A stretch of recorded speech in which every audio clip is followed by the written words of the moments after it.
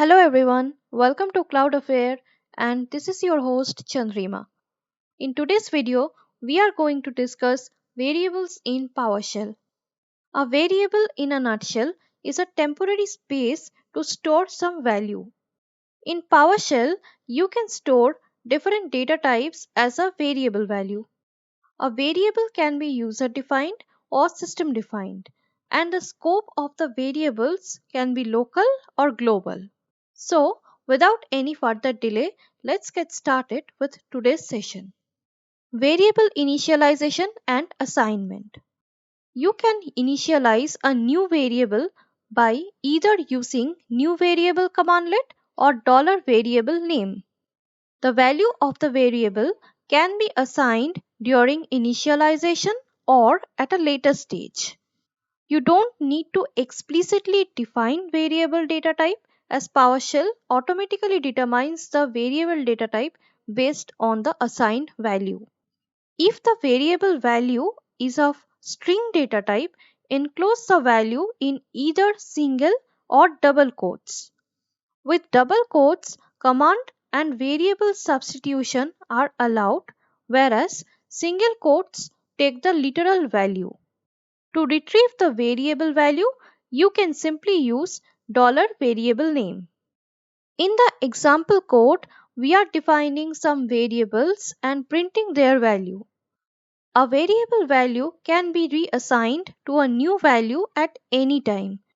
You can assign a variable value from the output of a commandlet or a statement. A variable value can be reinitialized by using its previous value as well.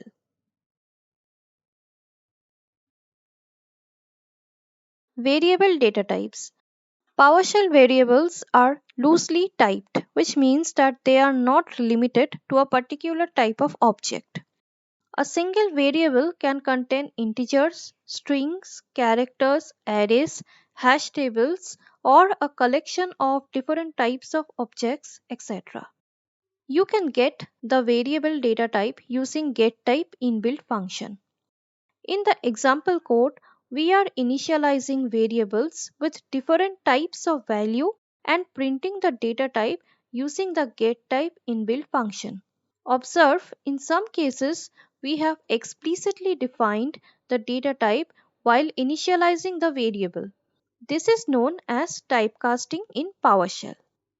Variable typecasting. You can use a type attribute and cast notation to ensure that a variable can contain only specific object types or objects that can be converted to that type. If you try to assign a value of another type, PowerShell automatically tries to convert the value to its type. This is known as implicit typecasting. But sometimes you may want to explicitly tell PowerShell which type you want to convert the value. This is known as explicit typecasting. For explicit typecasting, using cast notation, enter a type name enclosed in brackets before the variable name on the left side of the assignment statement. If the type can't be converted, the assignment statement fails. In the first code block, we are initializing two variables, one with data type string and another with data type int. Without typecasting, the plus operator performs a concatenation of string instead of addition. Hence, it returns 1010. With typecasting, the plus operator performs addition and returns 20. The second code block is an example of implicit typecasting where PowerShell converts the result of the division of 10 by 3 to data type double and prints 3.33 instead of 3. In the last code block, we are trying to convert string value 10 to integer value 10, which is not allowed, and we receive an error for the same. On the variable declaration method used, and by default variables are only available in the scope in which they are created. For example, a variable that you create in a function is available only within the function, and a variable that you create in a script is available only within the script. If you dot source the script, the variable is added to the current scope. You can use a scope modifier to change the default scope of the variable. In PowerShell, a variable can have global, local, script, and private scope. Global scope: the scope that is in effect when PowerShell starts. Variables and functions that are present when PowerShell starts have been created in the global scope, such as automatic variables and preference variables. The variables, aliases, and functions in your PowerShell profiles are also created in the global scope. Local scope: the current scope. The local scope can be the global scope or any other scope. Script scope: the scope that is created while a script file runs. Only the commands in the script run in the script scope. To the commands in a script, the script scope is the local scope. Private scope: private is not a scope. It is an option that changes the visibility of an item outside of the scope where the item is defined. In the local variable example, first we are creating a local variable named myvar1 with value old. You can use this variable within the current session as long as the current session is running. Next, we are creating a function where we are creating a second variable named myvar2 with value new. The scope of this new variable is within the function itself, and you cannot access its value outside the function. Let us call the function and then try to print both the variables. Within the function, both variables are available. Hence, when we call the function, it returns both old and new value. But outside the function, the second variable myvar2 is not available and cannot be accessed. Hence, it only returns the old value. Next, we are executing a script using the invoke command commandlet. Like function, variables declared in a script are accessible within the script itself. Hence, when we are trying to print the value of myvar2 outside the script, it returns empty. In the private variable example, first we are deleting the variable myvar1 using the remove variable commandlet and then creating a private variable named myvar1 using a private keyword with value old. The private variable scope is similar to the local variables, but unlike local variables, a private variable cannot be accessed in a function or script. Next, we are creating a function where we are creating a second variable named myvar2 with value new. Let us call the function and then try to print both the variable. Within the function, only myvar2 is available. Hence, when we call the function, it returns new. Outside the function, myvar2 is not available and cannot be accessed. Hence, it only returns old. Next, we are executing a script using the invoke command commandlet. Like function, variables declared in a script are accessible within the script itself. Hence, when we are trying to print the value of myvar2 outside the script, it returns empty. In the global variable example, first we are deleting the variable myvar1 using the remove variable commandlet and then creating a global variable named myvar1 using a global keyword with value old. Global variable scope is similar to the local variable, but unlike a local variable, a global variable declared within a function or script can be accessed outside the function or script. Next, we are creating a function where we are creating a second global variable named myvar2 with value new. Let us call the function and then try to print both the variable.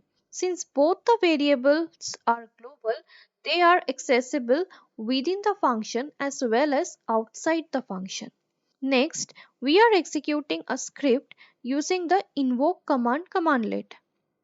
Like function, global variables can be accessed within a script and outside the script. One important thing to remember here that for all the above examples, the variable will be accessible within the current session as long as the session is running. If we exit in the session, all the variables and their values will be lost. Let us close the PowerShell ISE window and reopen it.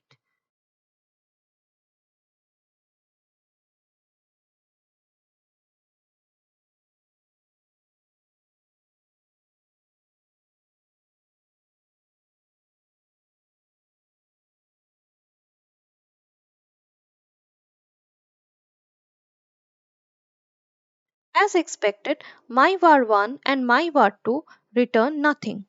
If you want to persist your variable across the session, then you have to declare the variable in the profile file. Here, I am declaring a new variable named myvar3 in my PowerShell profile file using notepad $profile command, which opens your profile file in Notepad. Make the changes and save your file and then reload your profile using dot sourcing your profile file.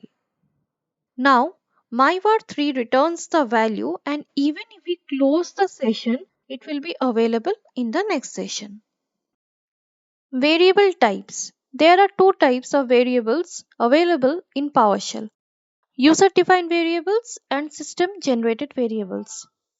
System generated variables can be further divided into automatic variables and preference variables.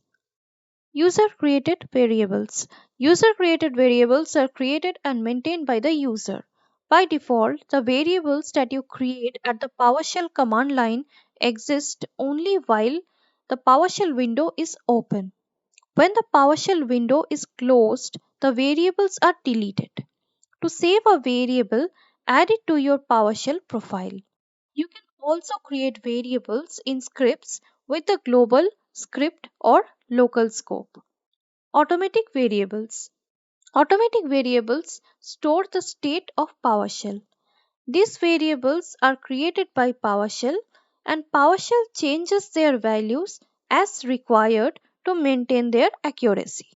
Users cannot change the value of these variables. For example, the $ps home variable stores the path to the PowerShell installation directory. Preference variables. Preference variables store user preferences for PowerShell. These variables are created by PowerShell and are populated with default values. Users can change the values of these variables. For example, the $maximum history count variable determines the maximum number of entries in the session history. In the example code block, I have given some examples of different types of variables. For an exhaustive list of automatic and preference variables, kindly follow our blog or official PowerShell documentation. Links are given in the description. Variable related commandlets. PowerShell includes a set of commandlets that are designed to manage variables.